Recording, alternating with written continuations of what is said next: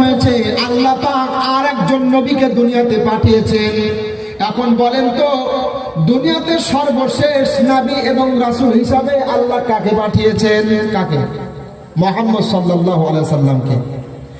এখন মুহাম্মদ সাল্লাল্লাহু আলাইহি ওয়াসাল্লাম যেহেতু শেষ নবী, তারপরে দুনিয়াতে কোনো নবী আসবে না, তাহলে এই নবীর উম্মত যদি গুমরাহ হয়ে যায়, পথভ্রষ্ট হয়ে যায়, নবীর উত্তরসূরি আলেম যারা আছে তারাও যদি এই উম্মতকে হেদায়েত না করতে পারে, তাহলে এরপরে যেহেতু নবী আসবে না, তাহলে এই উম্মতের ধ্বংস হওয়াটাই কিয়ামতের নিকটবর্তী। ঠিক না বেঠিক? ঠিক না? ইনার পরে যেহেতু নবী আসবে না, এজন্য এই উম্মত যখন গুমরাহ হয়ে যাবে, তাহলে মনে করতে হবে কিয়ামত অতি নিকটে চলে আসছে। ঠিক না বেঠিক? এজন্যই তো মুহাম্মদ সাল্লাল্লাহু আলাইহি ওয়াসাল্লাম দুনিয়াতে তার আগমনকে কিয়ামতের অন্যতম নিদর্শন সাব্যস্ত করেছেন। দলিল বুখারী শরীফ কিতাবুল জিহাদ ওয়াস সাইর, হাদিস নম্বর 3936 নম্বর হাদিস। عن سعد بن سعد رضي الله تعالى عنه قال سمعت النبي صلى الله عليه وسلم يقول بإصبعيه هكذا بالوسطى والتي تلي الإبهام بعثت والساعة كهاتين। হযরত সাহাল বিন সাআদ রাদিয়াল্লাহু তাআলা আনহু তিনি বলছেন, আমি আল্লাহর নবীকে এই দুইটা আঙ্গুল দ্বারা ইশারা করে বলতে শুনেছি। নবী বলছেন, আমি আমার আগমন এবং কিয়ামত এই রকম পাশাপাশি রয়েছে, তার মানে আমি নবী দুনিয়াতে এসেছি, আমার পরে কোনো নবী আসবে না, উম্মত গোমরাহ হলেই কিয়ামত সংঘটিত হবে। তাহলে আমার মধ্যে এবং কিয়ামতের মধ্যে তেমন বেশি দূরত্ব নেই। ঠিক না বেঠিক? বুঝতে পারছেন আপনারা? তাহলে কিয়ামতের নিদর্শন সব খারাপ না, কিছু কিছু নিদর্শন আছে যেগুলো ভালো। যেমন নবীজির দুনিয়াতে আগমন, এটা ভালো, তবে কিয়ামত যে নিকটে এটাও আমরা বুঝতে পারি। ঠিক না বেঠিক? এখন এই হাদিস থেকে আমরা যেহেতু বুঝতে পারলাম যে বিশ্বনবী মুহাম্মদ সাল্লাল্লাহু আলাইহি ওয়াসাল্লাম তিনি হলেন সর্বশেষ নবী এবং রাসূল। আচ্ছা বলেন তো, এখন কেউ যদি দাবি করে যে মুহাম্মদ সাল্লাল্লাহু আলাইহি ওয়াসাল্লাম সর্বশেষ নবী না, গোলাম আহমদ কাদিয়ানী সর্বশেষ নবী, সে মুসলমান থাকবে না কাফের হবে? বলেন। কোরআনুল কারীমের সমস্ত আয়াতকে অস্বীকার করলে যেমন কাফের হয়, কোরআনুল কারীমের কোন একটা আয়াতের একটা অংশও যদি কেউ অস্বীকার করে, সে কাফের না মুসলমান? এজন্যই তো সমস্ত আলেম, আহলে সুন্নাত ওয়াল জামাতের সমস্ত আলেমরা একমত, গোলাম আহমদ কাদিয়ানী যে নিজেকে সর্বশেষ নবী বলে দাবি করেছিল, তার অনুসারীরাও বর্তমানে দুনিয়াতে আছে। এই কাদিয়ানী নিজে কাফের এবং এর যারা অনুসারী বর্তমানে আছে এরাও সর্বসম্মতিক্রমে কাফের, অমুসলিম। ঠিক না বেঠিক? এদেরকে কেউ যদি কাফের মনে না করে, সেও কাফের। ঠিক না?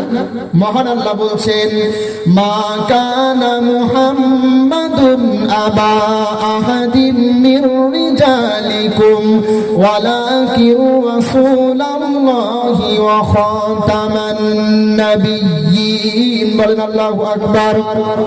সূরা আহজাব 22 নম্বর পারা 2 নম্বর পৃষ্ঠা 5 নম্বর উপর 40 নম্বর আয়াত। আল্লাহ বলছেন, মুহাম্মদ সাল্লাল্লাহু আলাইহি ওয়াসাল্লাম তোমাদের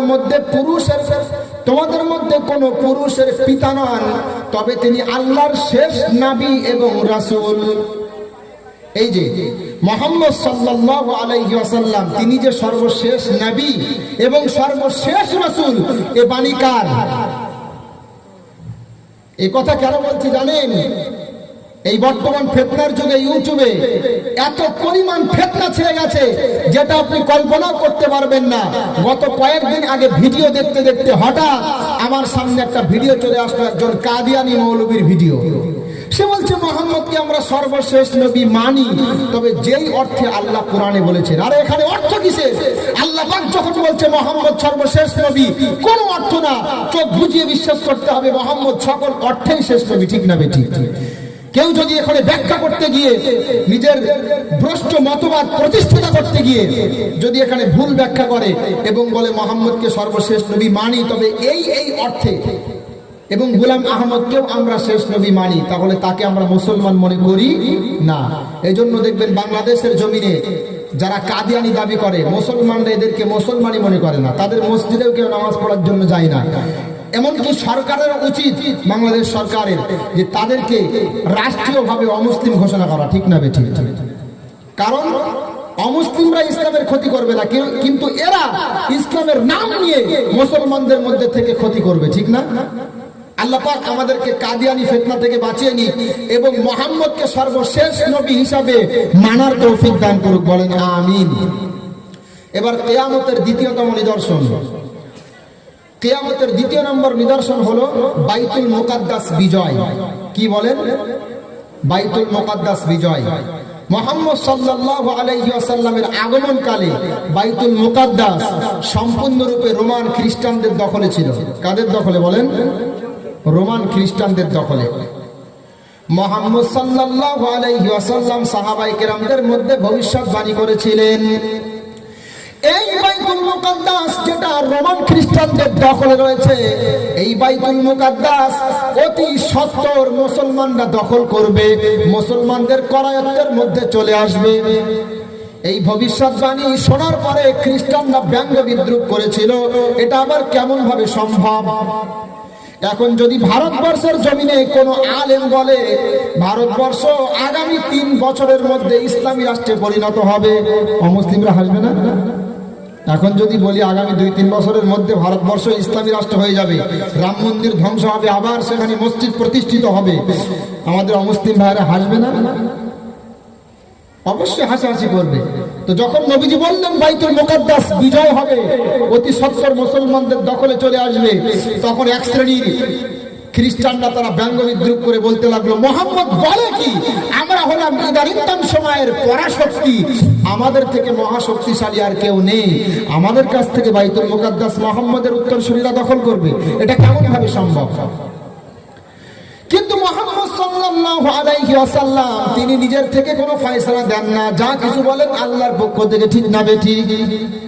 মুহাম্মদ ভবিষ্যৎবাণী করলো, তার ইন্তেকালের পরে সাহাবী আবু বকরের ইন্তেকালের পরে হযরতে উমর রাদিয়াল্লাহু তাআলা আনহুর যুগে এই বাইতুল মুকাদ্দাস মুসলমানরা দখল করলো, বলেন সুবহানাল্লাহ। এরপরে কালের পরিক্রমায় আস্তে আস্তে এই বাইতুল মুকাদ্দাস আবার খ্রিস্টান ক্রুসেডারদের দখলে চলে যায়। তখন থেকে মুসলমানরা একজন যোগ্য নেতার অপেক্ষা করেছিল, যেই নেতা বাইতুল মুকাদ্দাস বিজয় করবে। আল্লাহ পাক আবার বিজয় কবুল করলো। 1200 খ্রিস্টানদের দিকে এসে সালাউদ্দিন আইয়ুবী রাহমাতুল্লাহ আলাইহি দ্বিতীয়বার বাইতুল মুকাদ্দাস বিজয় করলো, বলেন সুবহানাল্লাহ। হাদিসের মধ্যে মোট বাইতুল মুকাদ্দাস বিজয়ের কথা 3 বার উল্লেখ আছে কিয়ামতের আগে। 2 বার অটোমেটিক হয়ে গেছে, একবার হলো উমরের যুগে, আরেকবার সালাউদ্দিন আইয়ুবী রাহমাতুল্লাহ আলাইহির যুগে, আরেকবার অতি সত্বর একদল নিষ্ঠাবান যুবক তারা এই বাইতুল মুকাদ্দাস বিজয় করবে, বলেন সুবহানাল্লাহ। হাদিসের মধ্যে উল্লেখ রয়েছে যে অতি সত্বর একজন নিষ্ঠাবান যুবক তারা এই বাইতুল মুকাদ্দাস বিজয় করবে। সেদিন আমাদের এই অমুসলিমরা বা ইসলাম বিদ্বেষীরা, ইহুদি খ্রিস্টানরা যতই চেষ্টা করুক না কেন বাইতুল মুকাদ্দাসকে রক্ষা করতে তাদের করায়ত্তে রাখতে পারবে না, এটা আমাদের মুসলমানদের বিশ্বাস। দেখেন, আপনারা জানতেন যে বাইতুল মুকাদ্দাসকে কেন্দ্র করে, ফিলিস্তিনকে কেন্দ্র করে এই হামাসের সাথে দীর্ঘ সময় ধরে একটা যুদ্ধ চললো, ঠিক না? যখন এই যুদ্ধ চলছিল আমাদের ভারতবর্ষের হলুদ মিডিয়া যারা আছে, দালাল মিডিয়া, এরা বলতে লাগলো যে হামাস জঙ্গি সংগঠন, ঠিক না? আমি অবাক হয়ে যাই, মাতৃভূমি রক্ষা করার জন্য, ইবাদতখানা রক্ষা করার জন্য লড়াই করা যদি জঙ্গি সংগঠনের কাজ হয় বা জঙ্গিদের আলামত নিদর্শন হয়, তাহলে নেতাজি সুভাষচন্দ্র বসু তিনি যে দেশের জন্য লড়েছিলেন, আমরা কি বলতে পারি তাকে জঙ্গি? তাকে জঙ্গি বলতে পারি আমরা? না। মাতৃভূমি রক্ষা করার জন্য লড়াই করা যদি বীর সেনাদের কাজ হয় এবং মাতৃভূমি রক্ষা করতে গিয়ে নেতাজি সুভাষচন্দ্র বসু সে যদি আমাদের কাছে বরণীয় স্মরণীয় হয়, তাহলে এই হামাস যারা নিজের মাতৃভূমি রক্ষা করার জন্য লড়ছে তারা আমাদের কাছে কেন সম্মানের পাত্র হবে না? বলেন। যুগ যুগ ধরে মুসলমানদের, ফিলিস্তিনি মুসলমানদের কান্নার আওয়াজ আকাশ এবং বাতাসকে মুখরিত করে আছে। এতদিন পর্যন্ত এই হলুদ সাংবাদিকগুলো কোথায় ছিল? তারা তারা এতদিন পর্যন্ত দেখতে পারেনি মুসলমানদের চিৎকার, আর এখন তারা বলছে বাইতুল মুকাদ্দাস এর পক্ষে লড়াই করে হামাস নাকি জঙ্গিদের কাজ করেছে, সন্ত্রাসী কাজ করছে। আল্লাহ পাক এদেরকে বোঝার তৌফিক দান করুক, বলেন আমিন। শুধু দুঃখের কথা কি বলবো, শুধু তাই নয়, অনেক আলেমরাও দেখেছি হামাসের এই যুদ্ধকে তারা সমর্থন করতে পারেনি, ঠিক না বেঠিক আছে না? ইউটিউবের বহু বক্তারাও দেখেছি আমরা, হামাস বাহিনীকে সমর্থন দিতে পারেনি। তারা এই যুদ্ধকে অসংগত, ন্যায়সঙ্গত মনে করেনি, অসংগত মনে করেছে। কিন্তু আমি মনে করি একটা কোরআনের আয়াত যদি আপনারা শোনেন তাহলে বুঝতে পারবেন এই যুদ্ধের সময় মুসলমানদের কাদের পক্ষপাতিত্ব অবলম্বন করা দরকার। মহান আল্লাহ বলছেন, وَمَا لَكُمْ لَا تُقَاتِلُونَ فِي سَبِيلِ اللَّهِ وَالْمُسْتَضْعَفِينَ مِنَ الرِّجَالِ وَالنِّسَاءِ وَالْبِلْدَانِ الَّذِينَ يَقُولُونَ رَبَّنَا أَخْرِجْنَا مِنْ هَذِهِ الْقَرْيَةِ الظَّالِمِ أَهْلُهَا বলেন আল্লাহু আকবার। সূরা নিসা ৫ নম্বর পারা ৮ নম্বর পৃষ্ঠা ১০ নম্বর রুকু ৭৫ নম্বর আয়াত। আল্লাহ বলছেন, তোমরা যুদ্ধ করো না কেন তাদের পক্ষ অবলম্বন করে যারা এই আল্লাহর জমিনে নির্যাতিত, যারা এই আল্লাহর জমিনে উৎপীড়িত, নির্যাতনের শিকার হয়ে তারা বলে রব্বানা আখরিজনা মিন হাদিহিল ক্বরিয়াতি যালিমি আহলুহা, ওগো আল্লাহ তুমি আমাদেরকে বাহির করো এই জমিন থেকে, যে জমিনে আমরা নির্যাতিত, যেই জমিনবাসীরা আমাদের প্রতি নির্যাতন করছে, এই জমিন থেকে তুমি আমাদেরকে রক্ষা করো। ওয়াজআল লানা মিন লাদুনকা ওয়ালিয়া ওয়াজআল লানা মিন লাদুনকা নাসীরা, ওগো আল্লাহ আপনার পক্ষ থেকে আমাদেরকে সাহায্য করার জন্য অভিভাবক পাঠিয়ে দাও, আপনার পক্ষ থেকে আমাদেরকে সাহায্য করার জন্য সাহায্যকারী পাঠিয়ে দাও। কার কথা এটা? আল্লাহর কথা। আচ্ছা বলেন তো, এই যে আয়াতে আল্লাহ বলছেন তোমরা কেন জিহাদ করো না তাদের পক্ষ অবলম্বন করে যারা উৎপীড়িত হয়ে বলতে থাকে আল্লাহ এই জমিনে, এই জমিনবাসীরা আমাদের প্রতি অত্যাচার করছে, তুমি তোমার পক্ষ থেকে আমাদের জন্য সাহায্যকারী পাঠাও, এই জমিন থেকে আমাদেরকে বাহির করে নাও, এই নির্যাতনের হাত থেকে আমাদেরকে বাঁচিয়ে নাও, এই যে কথা বললো, এগুলো কি বর্তমানে ফিলিস্তিনি মুসলমানদের সাথে মেলে না? মেলে না? তাহলে আমি মনে করি এই বর্তমান সময়ে কোন মুসলিম, কোন স্কলার দ্বিমত পোষণ করা ঠিক নয় যে হামাস বাহিনীর এই যুদ্ধ ন্যায়সঙ্গত না। সমস্ত ওলামায়ে কেরাম বলবে, যাদের ভিতরে কোরআন সুন্নাহর জ্ঞান আছে, মুসলমানদের সার্বিকভাবে যে যেখান থেকে পারে, যেভাবে পারে, আন্দোলনের মাধ্যমে, মিছিলের মাধ্যমে, অন্তত কিছু না হোক দোয়ার মাধ্যমে হামাসকে সমর্থন জানানো, ঠিক না বেঠিক? এটা মুসলমানদের কর্তব্য। আল্লাহ পাক, আমরা তো আজকে কারামতি খুঁজি বিভিন্ন আল্লাহর ওলিদের জীবনীতে, কে কোন জঙ্গলে গিয়ে দীর্ঘদিন ধরে ইবাদত করেছে, কে কোন জঙ্গলে গিয়ে দীর্ঘদিন ধরে তপস্যা করেছে, এটা নাকি বড় কারামত। আর এর থেকে বড় কারামত মনে করে আমি হামাস বাহিনী, সংক্ষিপ্ত একটা পরিসর, সংক্ষিপ্ত পরিসরের একটা বাহিনী, যাদের কাছে না আছে তেমন কোনো আধুনিক যানযন্ত্র, এরপরেও শক্তিশালী সম্প্রদায় ইহুদি বর্তমান শ্রেষ্ঠ পরাশক্তি, তাদেরকে যেভাবে নাস্তানাবুদ করে ছাড়লো, এটা আপনি ভাবতে পেরেছেন কখনো সম্ভব ছিল? আল্লাহর সাহায্য ছাড়া ছিল সম্ভব? কখনো সম্ভব ছিল না।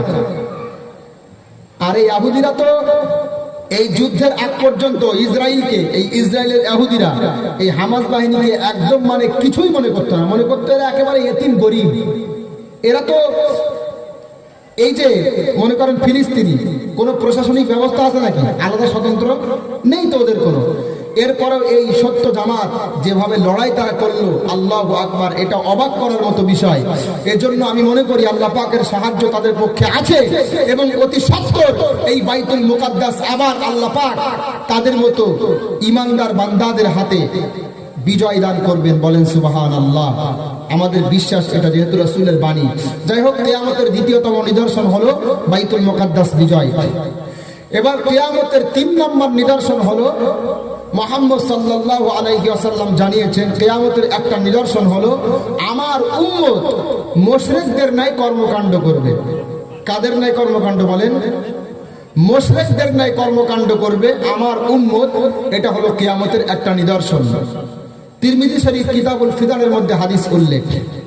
عن أبي هريرة رضي الله تعالى عنه قال قال النبي صلى الله عليه وسلم لا تقوم الساعة حتى تأخذ أمتي بأخذ القرون قبلها شبرا بشبر لا تقوم الساعة حتى تلحق قبائل من أمتي بالمشركين وحتى يعبدوا الأوثان أو كما قال عليه السلام আল্লাহ নবী মুহাম্মদ সাল্লাল্লাহু আলাইহি ওয়াসাল্লাম জানিয়েছেন ততক্ষণ পর্যন্ত কিয়ামত হবে না যতক্ষণ পর্যন্ত না আমার উম্মতের একটা দল তারা মুশরিকদের ন্যায় কর্মকাণ্ড করবে।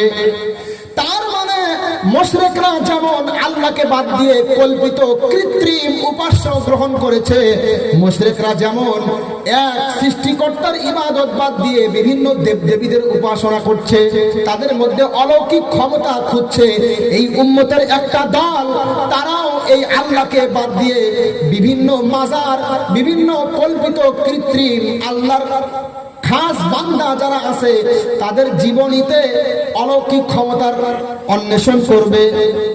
যেমন দেখেন, প্রার্থনা করা, দোয়া করা, এটা শুধুমাত্র কার কাছে জায়েজ বলেন? আপনি কিছু চাইবেন, সন্তান হয় না, কিছু আপনি চাইবেন, বা মনে করেন ধন সম্পদে বরকত নেই, আপনি চাইবেন, কার কাছে চাইবেন বলেন? আর যারা অমুসলিম তারা এক সৃষ্টিকর্তার কাছে প্রার্থনা না করে তাদের যারা কল্পিত কৃত্রিম উপাস্য দেবদেবী আছে তাদের কাছে চায়, ঠিক না বেঠিক? আর নবী বলেছিলেন কি, কিয়ামতের আগে এমন একটা সময় আসবে এই উম্মতের একটা দল তারা অমুসলিমদের মতো আল্লাহকে বাদ দিয়ে অন্যান্য কল্পিত কৃত্রিম ব্যক্তিত্বের কাছে নিজের কামনা বাসনা পূরণের জন্য যাবে। বাংলাদেশের জমিনে আমি যেখানে পড়তাম, আমার থেকে মাদ্রাসা থেকে 10 মিনিট দূরে হযরতে শাহ আলী রাহমাতুল্লাহ আলাইহির মাজার। হযরতে শাহ আলী রাহমাতুল্লাহ আলাইহির নাম শুনেছেন? শুনেছেন নাম? শোনার তো কথা, ওই যে যুবক ভাইরা দেখেন না, শাহ আলী বাবা, গোলাপ শাহ বাবা, শুনেছেন? বসেন বসেন, বৈশা যান, শোনেননি নাকি? আমার মাদ্রাসা থেকে 10 মিনিট দূরে এই মাজারটা, সেখানে গিয়ে দেখলাম সন্তান হয় না, মাজারে মানত করছে, সন্তান হয় না, মাজারে গিয়ে প্রার্থনা করছে, নিজের কামনা বাসনা পূরণ করার জন্য মাজারে গিয়ে সেজদা করছে। যে ব্যক্তি কবরে শুয়ে আছে তার দরবারে সেজদা করছে, মাজারে সেজদা করছে। আচ্ছা বলেন তো, মাজারে সেজদা করা, মাজারে প্রার্থনা করা, মাজারে মানত করা, এগুলো জায়েজ না হারাম? নাজায়েজ না এগুলো? এগুলো শিরকি কর্মকাণ্ড না? অবশ্যই শিরকি কর্মকাণ্ড। মুশরিকরা এক সৃষ্টিকর্তা বাদ দিয়ে যেমন এদিকে সেদিকে সিজদা করছে, প্রার্থনা করছে, এই উম্মতের একটা দল মুসলমান নাম করে তারা মাজারে সিজদা করছে, মাজারে মানত করছে, মাজারে প্রার্থনা করছে। তাহলে বুঝতে হবে আল্লাহর রাসূলের যে বাণী আমার উম্মত মুশরিকদের ন্যায় কর্মকাণ্ড করবে, এটা প্রতিফলিত হয়েছে। বলেন সুবহানাল্লাহ, ঠিক না? আল্লাহর নবীদের 1000 বছর আগে যা বলেছিলেন দেখেন সব মিলে যাচ্ছে। এবার আপনারা বলেন, আল্লাহর নবী যখন বলেছেন মুশরিকদের ন্যায় কর্মকাণ্ড করা এগুলো কিয়ামতের নিদর্শন, আল্লাহর কাছে যেমন প্রার্থনা করতে হয় তেমন ভাবে অন্যান্য কল্পিত কৃত্রিম যারা উপাস্য আছে তাদের কাছে প্রার্থনা করা এটা শিরক। এজন্য আমরা প্রার্থনা করব শুধুমাত্র কার কাছে? وَأَنَّ الْمَسَاجِدَ لِلَّهِ فَلَا تَدْعُوا مَعَ اللَّهِ أَحَدًا। আল্লাহ বলছেন সিজদা হবে শুধুমাত্র আল্লাহর জন্য এবং তোমরা প্রার্থনা শুধুমাত্র করবে আল্লাহর কাছে। প্রার্থনা কার কাছে বলেন? আল্লাহর কাছে। এরপরে লক্ষ্য করেন, মুশরিকরা যেমন তাদের মান্নত করার জন্য তারা বিভিন্ন দেবদেবীর দরবারে দৌড়ায়, সেখানে গিয়ে তারা মান্নত করে, সেখানে গিয়ে তারা ভেদ করে, ঠিক যাবে ঠিক। এই উম্মতের একটা দল তাদের যখন সন্তান হয় না বা কোনো কাজকর্মের মুখাপেক্ষি হয় তখন তারা দৌড়ে গরু ছাগল নিয়ে পীরের দরবারে দৌড়ায়, আছে না? মহান আল্লাহ বলছেন, ওয়াজআলু লিল্লাহি মিম্মা যারাআ মিনাল হারথি ওয়াল আনআমি নাসীবা ফাকালু হাযা লিল্লাহি বিজামিহিম ওয়া হাযা লিশুরাকাইনা ইলা আখিরিল আয়া। আল্লাহ বলছেন মুশরিকরা তাদের উৎপাদিত সম্পদের একটা অংশ এবং তাদের গবাদি পশুর একটা অংশ তারা আল্লাহর নামে দেয় এবং একটা অংশ তারা তাদের দেব দেবীদের নামে দিয়ে থাকে। এটা মুশরিকদের কর্মকাণ্ড। আর এই কর্মকাণ্ড আজকে ঢুকেছে মুসলমানদের মধ্যে। লক্ষ লক্ষ কোটি কোটি টাকা তারা এই মাজারে দান করছে, ঠিক না বেঠিক? দুঃখের কথা কি বলবো, বাংলাদেশের জমিনে যদি আপনি যান দেখবেন বিভিন্ন মাজারে এগুলো ঘটছে। আপনি দেখলে বুঝতে, চট্টগ্রামের ওই সাইডে বেশি এগুলো আর কি, ওই সাইডে এই সমস্ত বিদাতি মতবাদ বেশি আছে, যার কারণে ওই সাইডে এগুলো বেশি। আল্লাহ পাক এই সকল শিরক থেকে আমাদেরকে বাঁচিয়ে নিন, বলেন আমিন। আমাদের নামাজ, আমাদের রোজা, আমাদের মান্নত, আমাদের যাকাত, আমাদের সব কিছু কার জন্য হবে বলেন? قل إن صلاتي ونسكي ومحياي ومماتي لله رب العالمين وبذلك أمرت وأنا أول المسلمين. بلن الله أكبر.